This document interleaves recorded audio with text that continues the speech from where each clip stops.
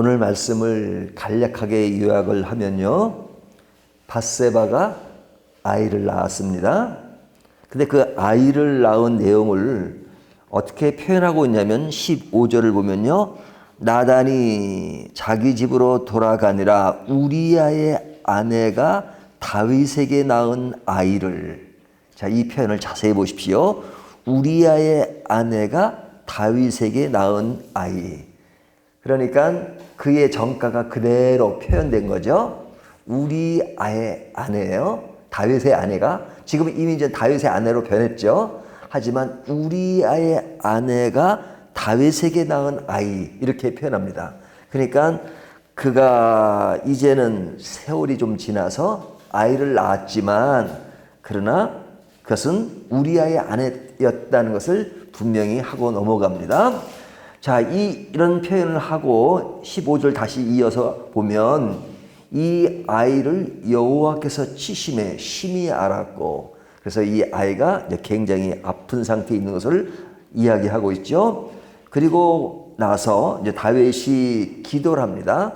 기도를 조금 우스개 표현으로 굉장히 세게 하죠.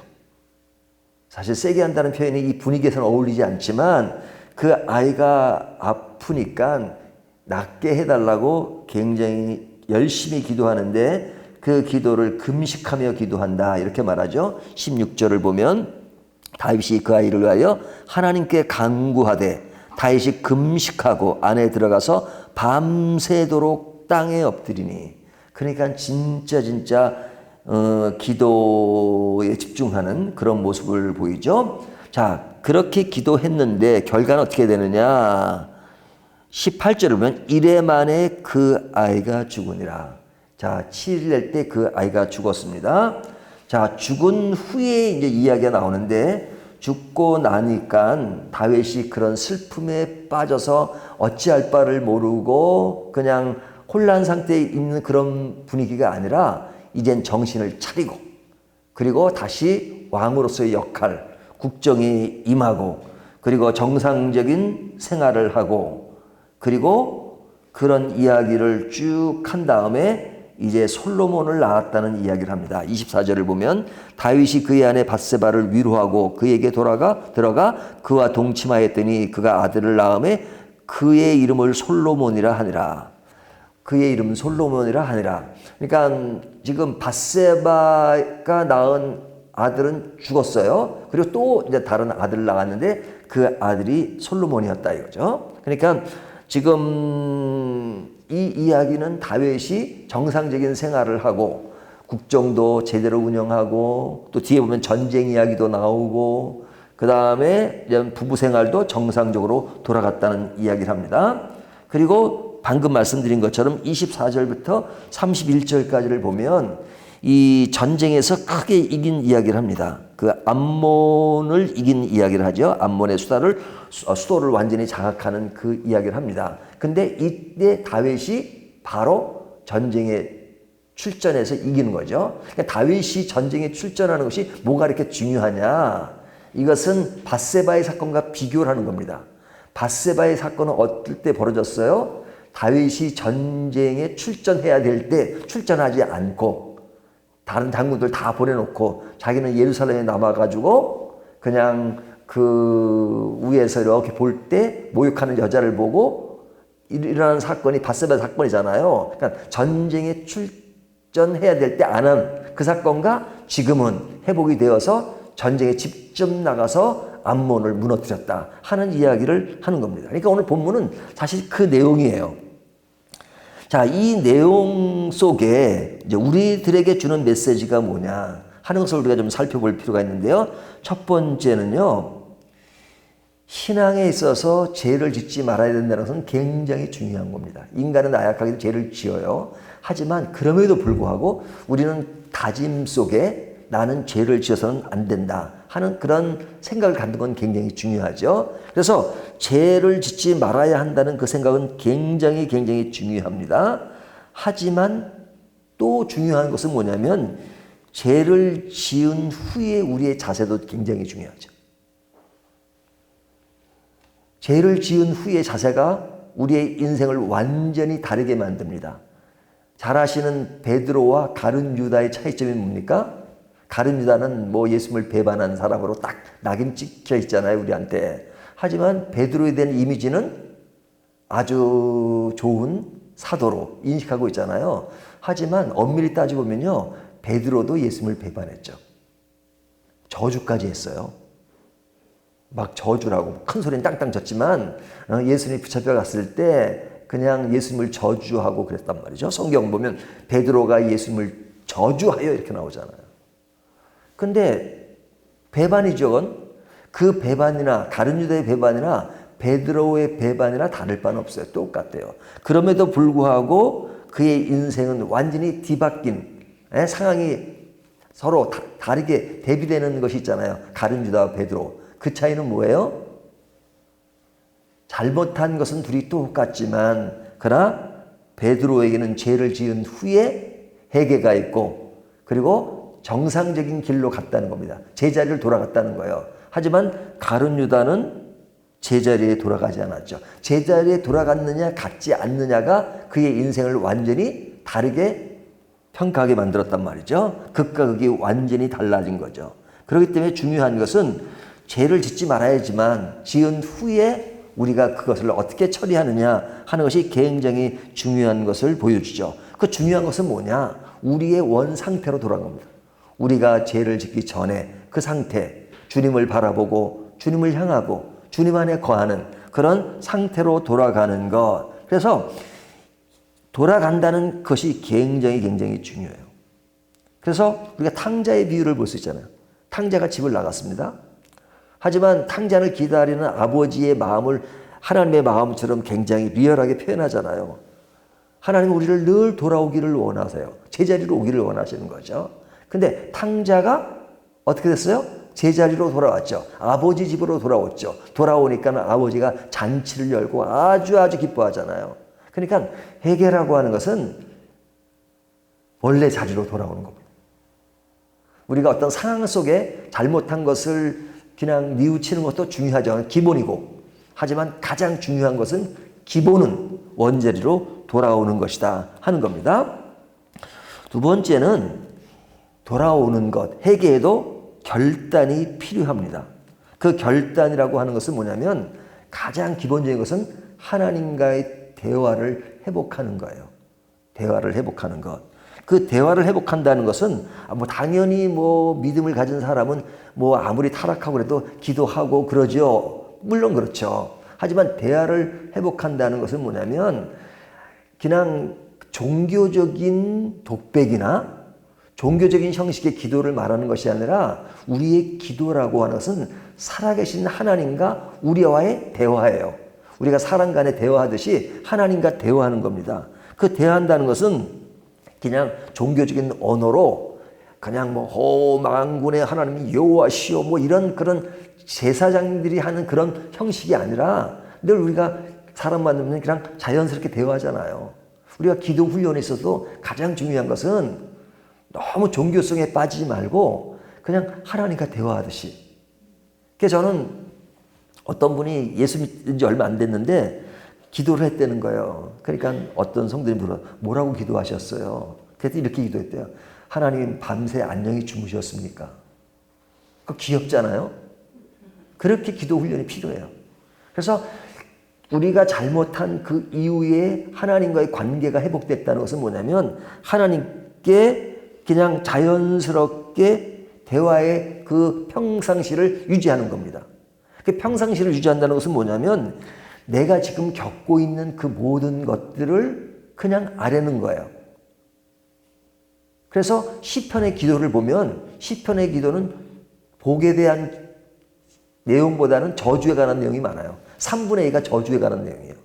저주에 관한 내용을 할 때는 무섭잖아요. 원수를 죽여달라 그리고. 그런 기도는 믿음이 없는 기도 같잖아요. 하지만 성경은 그런 기도를 믿음이 있다고 말해요. 왜? 하나님 앞에서는. 우리가 사람 앞에서는 조심해야 되고 말을 함부로 해서는 안 되지만 하나님 앞에서는 내 마음속에 응어리진 것이 있으면 또 내가 누구 미워하는 마음이 있으면 그러면 그냥 그대로 얘기하세요. 하나님 누가 미워 죽겠어요. 그렇게 이야기하는 거 하나님 앞에 내 마음에 있는 내 자신에게 할 수 있는 그 모든 것을 하나님께 아뢰는 것. 그래서 다윗은 오늘 본문에서 보면 그 아이가 태어났는데 그것은 사실은 심판의 상징이에요. 징계의 상징이에요. 그렇지만 다윗은 자기 자녀잖아요. 그러니까 아주 그냥 열정적으로 기도를 해요. 뭐라고 기도했겠어요? 기도 내용은 나오지 않지만 살려달라고 기도했겠죠. 살려달라고. 이것이 징계의 결과라고 생각해서 아유 뭐 내가 당연하게 받아야지 뭐 당연히 데려가시 이거 아니잖아요. 지금 인간적으로 지금 자기 자녀예요. 아파요. 그러면 어떡하겠어요? 그냥 그 상황 속에 느끼는 그 감정 그대로 하나님 살려주십시오. 살려주십시오. 그래서 일주일 동안 금식하고 기도하는 내용을 말합니다. 그러니까 우리가 기도는 솔직한 것이 필요해요. 저는 기복신앙을 제일 싫어해요. 하지만 기복에 대해서 간증할 게 너무너무 많아요. 생활 속에 뭐 여러 가지 일들을 겪고 그러지만 하나님이 그런 것들을 이렇게 이루어주시는 것.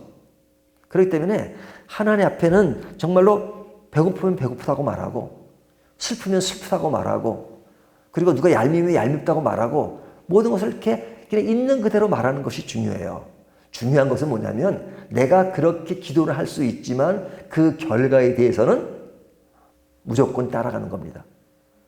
기도는 100% 응답이라는 말을 내가 늘 강조하잖아요. 어떻게 하나님이 응답하세요? 세 가지로. Yes. 두 번째, No. 세 번째, Waiting. 그래서 사람들은 Yes라는 것만 기도의 응답으로 생각해요. 하지만 하나님의 응답은 No, 아니라고 말씀하실 때도 있어요. 아니면 기다리라고 말씀하실 때도 있어요. 그것도 응답이에요. 그렇기 때문에 내가 모든 것은 있는 그대로 다 이야기할 수 있지만 하나님의 응답에서는 절대 따르겠다는 아니라고 말씀하시면 예, 아니시군요. 그러면 제가 아닌 걸로 알고 따라가겠습니다. 그겁니다. 그러니까 다윗은 태어난 자녀에 대해서 일주 동안 엄청 열심히 기도했어요. 하지만 결과는 어떻게 됐어요? 인간적인 기도에 노라고 응답해 준 거죠. 아니다. 그래서 데려가셨어요. 일주일 만에 죽었어요. 자, 죽었을 때 다윗이 보인 그 반응은 그 결과에 예스하고 따라가는 거예요. 그것에 아주 그런 인간의 연민을 느끼고 그냥 내가 이제 아들이 죽었으니까 나는 그냥 계속 그 슬픔에 젖어 있다. 그것은 그런 상황은 이해할 수 있지만 감정적으로 이해할 수 있지만 믿음의 사람들은 빨리 그것을 정리하는 것이 중요하죠. 왜? 하나님이 또 새로운 길을 인도하실 것이니까. 그래서 여기 보면 그 다윗이 죽은 후의 이야기를 자세히 하고 있어요. 딱 그가 죽고 나니까 이제 단정히 옷을 입고 그리고 국정을 아주 예전과 똑같이 하고 그러니까 신하들이 놀래가지고 그냥 밥도 안 드시던 왕이 그 밥도 제대로 잘 먹고 그러니까 아니 지금 어찌 된 일입니까? 이렇게 물어보잖아요. 그냥 다윗이 뭐라 그래요? 내가 그 아이가 죽기 전에는 살려달라고 기도해서 풀어서 얘기하면 하지만 이미 데려갔으니까 이제는 거기에 연연하지 않고 내가 지금 가던 길을 가겠다. 그래서 지금 열심히 일을 하고 먹고 그리고 하던 일을 열심히 하잖아요. 그리고 이제 밧세바의 사건은 아주 슬픈 사건이지만 정식으로 이제 아내로 이제 일을 하고 그리고 그런 가운데서 솔로몬이라는 아들을 낳게 되는 그런 것이 우리가 죄를 진 이후에 회복하는 과정에서 매우 중요하다는 것을 보여주고 있는 거죠. 그래서 우리가 평생 죄책감에 눌려 사는 것은 우리가 믿음이 약해진 부분이에요. 그래서 우리가 신앙의 가장 큰 정점은 뭐냐면 하나님께 늘 감사하고 기뻐하는 거예요. 기뻐하라는 표현을 얼마나 깊게 쓰면 빌립보서 전체는 기쁨에 관한 내용이에요. 그래서 우리가 늘 기뻐하는 거. 그래서 우리가 기도할 때도 매일매일 그냥 눈물만 흘리고 그냥 아직까지도 죄책감에 빠져가지고 평생 동안 나는 죄인이고 하나님 우리를 구원을 해주시고 새로운 피조물이 됐다 그리고 이제 기뻐하라 그리고 감사하라 그리고 다 다 이루었다라고 말씀하셨는데 아직까지도 우리는 이루지 못해가지고 마음의 정리가 안 돼가지고 평생 동안 슬퍼하고 그 마음은 이해할 수 있지만 하나님은 빨리 일어나라 이렇게 말씀하세요. 새로운 길이 열렸고 진리가 우리를 새롭게 한다고 말씀하셨는데 아직까지도 그 안에 빠져들어서 헤어나지 못하면 하나님이 얼마나 아프시겠어요? 우리가 이 밧세바의 범죄는 굉장히 안타까운 일입니다. 하지만 그 이후에 다윗이 보인 자세는 정말로 새롭게 된 면을 보여주고 있죠. 사실 다윗의 일면을 보면 우리보다 못한 것도 너무너무 많아요. 하지만 위대한 사람으로 다윗을 꼽을 수 있는 것은 그가 그런 정가가 있지만 그런 가운데 끝까지 하나님을 붙잡고 그리고 하나님께 모든 걸 아뢰고 그리고 하나님 뜻 안에 거하겠다는 그런 자세가 그런 인물로 만들었던 거죠. 그래서 그가 이제는 전쟁에 나가서 이제 그 할 일을 다 하고 그 역할을 했던 것. 그것은 뭐냐면 그가 원래 있어야 될 그 자리로 돌아온 것입니다. 그래서 신앙이라고 하는 것은 사실은 우리는 늘 상황에 집착하잖아요. 상황이 아니라 관계입니다. 관계. 하나님과 우리의 관계. 또 우리 사람과의 사람의 관계. 성도와 성도의 관계. 이것이 굉장히 중요해요. 하나님은 이런 관계 속에서 우리가 부족하고 못난 부분이 있죠.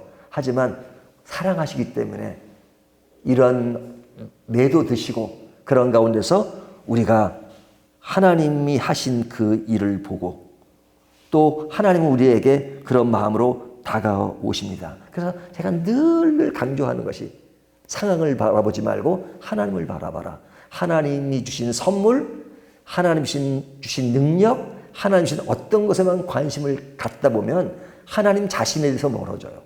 하나님 자신을 완전히 신뢰하면 어떤 상황이 돼도 좋은 상황이 되든 나쁜 상황이 되든 하나님 그분으로 내가 기뻐하며 감사할 수 있다. 그래서 신앙의 최고점은 하나님과 우리의 관계예요. 그래서 성경은 하나님이 우리의 주인이시다 이렇게 말하잖아요. 근데 그것이 더 친근하게는 신랑과 신부로 비유해요. 아직 신랑과 신부는 주인과 종의 관계랑 표현할 수 없는 그런 관계잖아요. 근데 나중에 신약에 와보면 뭐라고 말씀하세요? 더 깊게 내가 내 안에, 내가 내 안에 이렇게 표현하고 있잖아요. 얼마나 우리의 관계가 하나님과 가까운 것으로 말씀하고 있습니까? 중요한 것은 하나님이 지금도 살아계신 우리의 아버지시고 주님이시고 지금도 역사하시고 지금도 우리 안에 계시고 우리의 갈 길을 지금도 예비하고 계시고 인도하시는 분입니다. 그 하나님을 오늘도 신뢰하시고 그런 속에서 내 인생의 모든 것들을 펼쳐가면 상의 문제는 작게 보여요. 하나님이 크게 보이면 세상은 작게 보이고 세상이 크게 보이면 하나님이 작게 보일 수밖에 없어요. 그렇기 때문에 늘 신앙이라고 하는 것은 하나님이 크시다는 것을 느끼고 가슴 속에 영혼 속에 느끼면서 세상에서 겪는 많은 어려움과 슬픔, 괴로움 이런 것이 있지만 그런 가운데서 다시 한번 하나님을 크게 보고 제자리로 돌아가면 그런 것을 또 새롭게 극복하고 회복하게 만드십니다. 오늘도 그것을 우리가 함께 느끼면서 오늘도 하나님 안에 거하는 저와 여러분이 되시기를 주님의 이름으로 축원합니다.